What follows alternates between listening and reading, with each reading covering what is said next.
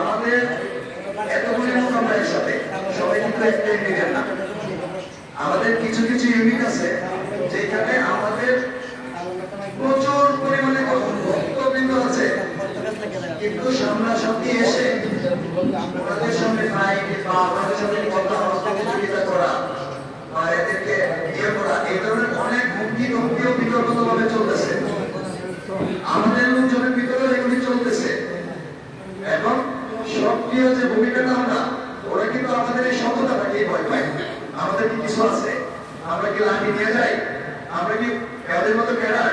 আমরা প্রত্যেকটা লোক চাকরিজীবী এবং ব্যবসায়ী, আমাদের প্রত্যেকটা লোক সৎ, আমাদের প্রত্যেকটা লোক কর্মজীবী। এটা কিন্তু তাদের কাছে আতঙ্ক, আর এই আতঙ্কটাকে বৃদ্ধি করার জন্য আমি আমার সিনিয়রদের দৃষ্টি আকর্ষণ করে বলতে চাই, আপনারা যদি কেউ কোনো জায়গাতে কোনো ধরনের হুমকি ধামকি এই ধরনের ভয়ভীতির সম্মুখীন হন, তাহলে সাথে সাথে আপনারা দয়া করে আমাদের সিনিয়র যারা আছেন তাদের অবগত করবেন, আমাদের অবগত করবেন। আমরা সাধ্য অনুযায়ী সাথে সাথে এটা প্রতিক্রিয়া নেওয়ার জন্য ঐক্যবদ্ধ থাকবো। কি বলেন আপনারা? আমরা কি ঐক্যবদ্ধ থাকবো না? আমরা হুদা ভাইয়ের জন্য, ধানের শীষের জন্য এই নিকলিবাদীপুরকে আবারও দেখিয়ে দেব।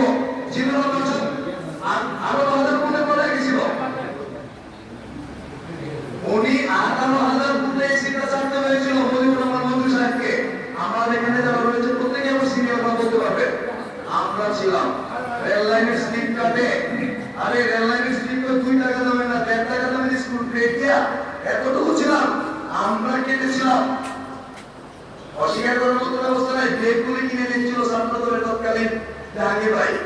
এটা শিল্পীর ভাই সহ যারা আছেন এটা দিয়ে করতে পারবেন। আমরা কেটেছিলাম রেল লাইন।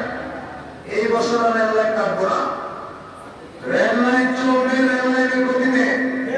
সরকারি বাহিনী আছে রাষ্ট্রের সম্পদ রক্ষা করার জন্য, আমাদেরকে শুধু তাদেরকে সহযোগিতা করতে হবে। আমরা যখন নৌপথ অবরোধ করবে, আমরা যানবাহন জনগণের যানবাহন নিরাপত্তা, সার্বিক নিরাপত্তা দিতে গিয়ে আমাদের নিজের সর্বোচ্চ বিসর্জন দিয়ে এসেছি। আগামী দিব ইনশাআল্লাহ। আমি আমার সংক্ষিপ্ত বক্তব্য রেখে শেষ করছি। আসসালামু আলাইকুম। আমাদের প্রত্যেকটা কার্যক্রমে শেয়ার করেন।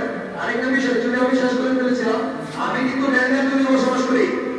আমার ইউনিটটা হিলোচিয়া 2-3টা সিআইপি